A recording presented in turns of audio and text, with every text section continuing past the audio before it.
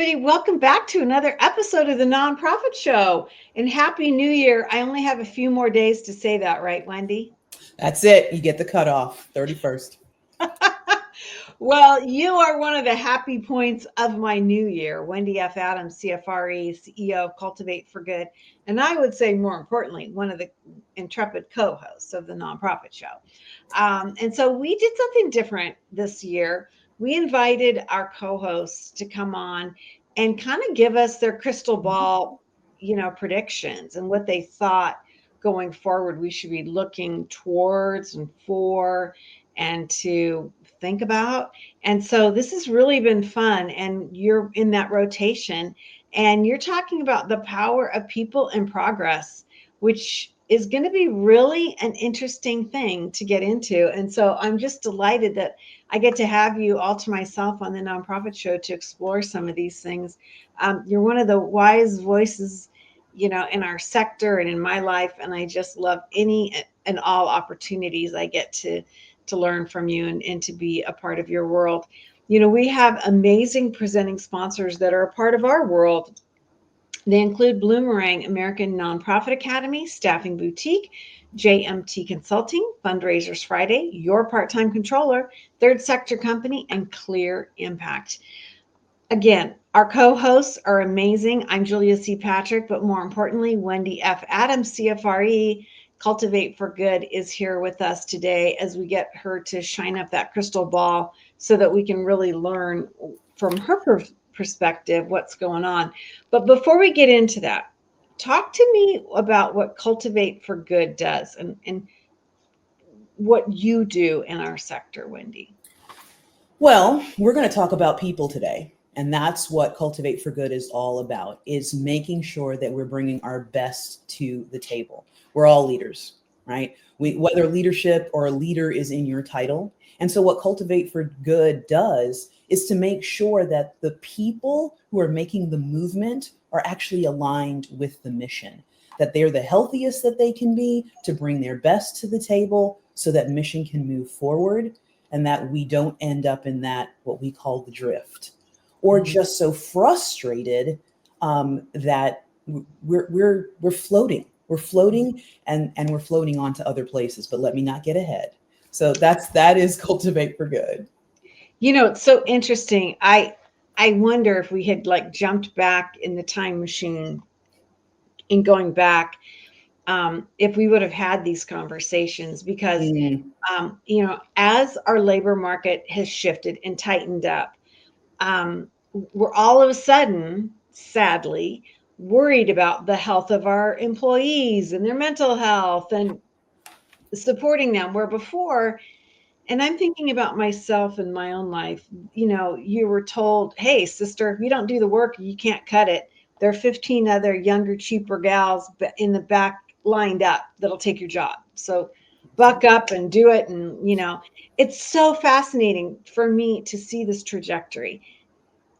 Back then was not the right path. It certainly was not. Suck it up, buttercup is not the answer. And we know in just our last 5 years how the change in the workforce across our sector and just the workforce in general, I don't have to do that. And I want to bring my best to the table. I need my employer to want that for me too. Yeah. I love that you said it that way, because it's not a wish. It's a demand. We need to have this mindset. We do. For the health of our organizations, not just our employees, but it actually speaks to the way we manage and the way we lead and the way we sustain our organizations. And so for a lot of managers and leaders, it's a bitter pill to swallow. It is. And they're grabbing at straws and how do I do this? And I think one of those key pieces is, are you listening? Are you opening those dialogue for conversation, and are you listening? And then for the employee, you got onus too. Are you speaking out, speaking up, telling your real story? Don't say fine, feelings inside, not expressed when it's not. Right. I love it. Well, I think this is such an interesting time. And so let's start off with, speaking of mindset, one of the things that's in your crystal ball, first and foremost, in so many ways, is that retention versus acquisition. Holy moly, big topic. Well, and you and I jump in and we've talked about this and we've had conversations with those who really are moving the needle and speaking into how much turnover plays a part in what we're doing. You said it back in the day, it was how many more people are waiting behind to take your space if you can't? Well, that's not the case anymore. And we're really taking a look at the cost. We love to throw out ROI. There's a huge cost. 19% in the nonprofit. That's what the turnover rate that we're seeing that's happening, right? Then we've got to take a look at how much did it cost to bring that person on? And it's about 50% of an individual's salary when we have to start all over again to acquire, to put that ad out, to get that word out that we have a need, and then get people trained and the loss of productivity in that space. So if we're not really looking at truly the numbers and that people are what are driving those numbers, well, I mean, accounting isn't happy, development isn't happy, and most importantly, those that we serve are who are losing out. So, right. Wendy, it's fascinating that you brought up those two numbers, and I'm just stunned because we don't talk about that. We no. talk about, oh, we don't have the talent, we don't have somebody sitting in the chair or logging into the Slack account, but to actually like step back and say this is a real cost. Yes. I mean, we're looking at costs in other ways. We're saying we can't afford to bring somebody. You can't afford to not have the right person in place and train them and support them. And again, getting down the road now that you have. So how do you retain that great talent that you just brought on so you don't have to start all over again? There is a cost there, but I don't think we're doing the math is not mathing. We're not doing the correct math to say the spend that has to happen to retain quality staffing who are going to go and work the mission and move it forward. That is something that we can't put it aside. We can't look at it as an afterthought. We have to constantly have that in a proactive forefront space in our minds as leaders in the organization who are making those decisions. And I'm going to go there as board members who are looking at that budget, looking at that P&L and saying, well, why are we spending here? Or you've got to pour into your people. They have to know beyond what drops in every 2 weeks or once a month into that checking account that they matter. Right. How do we know when it's working? And I mentioned this to you in the green room, though I was going to push you a little bit on this. Like, how do we know if, can we be measuring these numbers, these two specific costs and the retention percentage as it's going on? Or, I mean, how do we look at this? Well, I think it's having the conversation. I say the same thing. It's like asking the questions. Are you having the dialogue with your team, with your staff, as far as, again, not of their career development, that they're feeling confident in the space before we get to, here's my resignation? Are we having dialogue along the way to know that we are doing this well, that we actually are working a retention plan? That's not what but are we keeping you informed and professionally developed? That will tell and will definitely affect that 19%, how quickly we are, because there may be some things that we need to do as a course correct before it gets to that point. So having that conversation, and then we can do the math on what it costs to actually professionally develop great talent versus putting that ask out for new talent to come in and getting them up to speed. When donors like, who is this new person? I was talking to so-and-so. That slows down their interaction, their engagement. They're seeing less impact. It's very measurable. We are measuring it for other things and other reasons to put in those impact reports that we're sharing. the numbers are there. We've got to look at them, and we've got to let it tell the story and then respond to the story. Okay, now this is the next big, like, get out your catcher's mitt because there's going to be a wild pitch coming at you. Can you tell it's like almost spring and I'm thinking about baseball? All in baseball. Oh my God. I just heard myself and then I'm like, oh, yoy. But anyway, listen, we go with this number, the 1.8 million registered nonprofits in this country. Most are working with small budgets, super small budgets, under $1 million, majority of them. Is this something that really only a medium to large size organization can do? Or can that really, scrappy nonprofit with a small group of people, can they be doing this as well? They can, they should, and Okay. some are. Absolutely, because it's we've talked about this in the past. It's that grassroots mentality. Can we start foundationally with this in mind? This is how you hire. This is built in. So it may be slow and steady. And even if it's 2 or 3 that are a part of this team, but is that baked into the DNA of the organization? So absolutely, because of what you said just moments ago, it's a mindset. And that mindset doesn't cost any more dollars to have. It costs when you don't have it. And then as the organization grows and you're putting in place, and let's face it, it's not just the salary or the medical benefits. Being able to have a place for an employee to speak out, here are my career goals. That is where this starts. Now they feel like there's a place where they can invest and they're being invested in.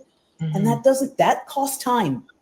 And that's nothing, but it's the time to make sure that those conversations are happening. So yes, even at that grassroots small level, absolutely. So I appreciate that you led us through that, because I think a lot of times, on the nonprofit show, and I wouldn't just say it's us, but I mean everything from, the larger national trade publications for our sector to thought leaders in general. Sometimes we hear things and it's like, well, yeah, that works for a national organization with 35 chapters, or, and it's kind of like, but wait, can that work for this really small, nonprofit doing the work of the angels? So I appreciate you kind of helping us to figure out, how do we level set no matter where we are within the size of our organization. I want to dig a little deeper into something else you just mentioned, embracing career growth planning. Talk to us about this, because I think for a lot of people, it's an uncomfortable conversation to have. And then to my mind, it's what leads you to looking around for other jobs, because you think, well, there's nothing left here at this organization. I can't move up. I can't make more money. I can't have more responsibility. I can't be a leader. So I got to go somewhere else. How do we get to that point where we don't have to think that way? Well, we recognize this with our supporters. We recognize that we have to have that investment conversation. We want them to be supporters and investors of the organization. And so we are having those dialogues pretty upfront. I mean, we're listening to where their heart is. That's the same thing that we need to do with our internal client and audience. Having that upfront to say, first of all, where I'm going, making sure that the why of the individual is still aligned with the why of the organization, and how can we continue to cultivate and flourish that for you. Once an individual feels like they're being invested in, then it's less likely that they're going to look elsewhere, or even when they have that feel, now they know they've got a place, a person to come back to and have that conversation with. Hey, I was thinking, it's a place where now I can be brave and bold to say, hey, let me raise my hand. Why are we doing it this way? I was thinking this, or not even shouldn't we do more of? We kind of scratch the surface there. When we open up that conversation and allow people to know you are worthy of investment and we want you to be great with us here. But the reality is there's so much opportunity to move on to make the overall sector better. Yeah. That if we want you to take something with you and know that that was a gift from us, that Mhm. in and of itself changes the game of Mhm. what it means to be professionally developed. And now I have a mindset, which our dear friend Jack Alata tells us all the time: make a plan, Right. make the plan. And now I feel like I can, and I have support of my organization to do that. Yeah, I like what you said about that because it doesn't just mean whose job are you going to take or jump leapfrog within the organization, but it's external things, certifications, career Yes. development, educational development. I mean, you're a CFRE, those types of things that make a difference in how you um, see the world and how professional you can be. And it helps our entire sector, right? I mean, it's just such an important thing. Absolutely does. I mean, I was 10 years in the sector before I got my CFRE. 10 years, because there Yeah. up until that point, not calling any names, but I didn't have the support of an organization for not just the finances, the time, the Yeah. preparation for, right? To be able to do that and be successful in it. And it wasn't until the point that I had an organization and leadership that came around and said, "What do you want to do in this space? Yes, it's going to benefit us, but well beyond, we see what we see." When they opened up and actually had a document that said career development plan. Up until Mhm. that point, we were talking about plans for everything else, but Right. not for me. I love it. I really appreciate you bringing this up because, especially, it seems like it's in our DNA. At the beginning of the year, we think about these things. We set goals. We anticipate these changes, and they say it happens like with relationships and marriages, and Mm-hmm. it's a fresh start for so many people mentally. And so this is that time to be thinking about this, not like when you're at the depths and you're like hating your job or your life and you're feeling like you're at the dead end. Too late. You can't, it's hard to come around on that versus leaning in right now. That's exactly it. And that speaks directly to that 19%. That's that number. And now we're tracking, right? Now we're seeing how that makes a difference. If we put this in play, if we open these conversations, if we start at ground level with you're important and we're gonna develop you and the organization together. We talk about this in strategic planning. This should be a part of that. How Yeah. are we developing the people? Because that plan is going to bring new and innovative things that we need to do. You need your people tracking with that. What do they need to be in that innovative space? Right. I love that you said that. I also got to ask this question before we move on. And that is it, we talk about this silver tsunami and all of these Mm-hmm. leaders retiring or wanting to cut back, whatever you want to say. A lot of it has to do with founders aging out as well. I've got to believe that if some of our top leadership embraces this, it's going to make it easier for them to pass the torch and step off if they know that their organization is going to be okay. Because I talk to leaders all the time that are like, crap, I can't leave. Who's going to do it? Now some of that's real and some of that's perceived, but it's still, and we can talk about founder syndrome and all that, but I'm wondering if that could be a piece of that pie. Oh, I believe it absolutely is. I've had some pretty candid conversations with those founders and those who have been in it for the long haul, and they're ready. They're ready to say, I to hand this over, but to who? And I've also had that very real conversation. Well, you are part of the reason why you don't have anyone to. If because Yeah. we again now we're in a reactive space. Life is saying it's time for you to move on. You're ready to release, but you didn't do any preparation for it. And Yeah. so, Julia, you hit it. Like that is a key place, but not one that's spoken out just the way you said it. And again, this is what we do here, bringing that conversation out. What's been up here, let's talk about it. Right, right. It's such a frightening thing. It's so Mm-hmm. emotional, and especially if you're talking about a A founder founder. or somebody that was even like in the foundational part of an organization or a long tenured, decades. Longstanding board members, they're having Yeah, conversations, and they're in that place of, even in their role, I want to step back. I want to roll off. I'll stay on in an advisory, but yeah, who? right, How are we going to do this so that we don't lose the momentum and right. and step away from mission in any way, shape, or form? Yeah, it's such an interesting thing. I love it. That was part of your crystal ball, topic and thinking, because it's just, I think, one of the most important factors in our sector. I mean, in across all sectors, right? I mean, I was talking to somebody just this morning about their construction business, and they were lamenting that they can't find enough, laborers that are quality. And it's like, this is going across the board. This is everywhere. And so we've got to be thinking about this and talking about it. Let's talk about the other piece of your crystal ball: crafting collaboration and partners. Super hard to do because people are chasing the same money, and it's like, they don't want to steal, they don't want anyone else to steal their cheese, as they say. This involves egos. Whew.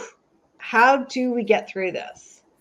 Well, first of all of those things. Let's call out the elephant in the Yeah. space, right? Why? Let's go back to why are you doing what you're doing? We talk about this when an organization or when an individual comes together and says, I'm going to start a nonprofit. Do we need to? Right. Do we need to add to that number? So that's Yeah. a place to even just begin. Is there someone who's doing what you have been called, and you see this need and it's real, doing it already, and you can bring what only you bring to the table? Right. That's where that begins. Right. And if not, okay, let's move forward and begin anew and put in the application.